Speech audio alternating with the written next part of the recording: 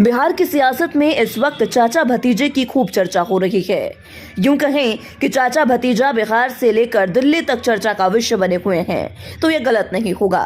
चाचा भतीजे की टेंशन अब सियासी रूप से एनडीए के लिए परेशानी का सबब बन चुकी है। ये चाचा भतीजे हैं पशुपति पारस और चिराग पासवान। रामविलास पासवान के निधन के बाद उनकी सियासी विरासत का जिम्मा लिए दोनों ने अपनी राहें जुदा कर ली थी। दोनों एक दूसरे के राजनीतिक प्रतिद्वंदी हैं। अब इनकी जंग चुनावी मैदान तक पहुंच गई है। चिराग को 4 सीटें, पारस को बस 1। दरअसल लोकसभा 2024 के लिए एनडीए में सीट शेयरिंग लगभग फाइनल हो गई है। सीट शेयरिंग के फॉर्मूले के बारे में मिली जानकारी के अनुसार जदयू 16 सीटों और बीजेपी 17 सीटों पर चुनावी मैदान में उतरेगी। चिराग पासवान की लोजपा रामविलास को 4 सीटें देने पर पूर्व से सहमति है।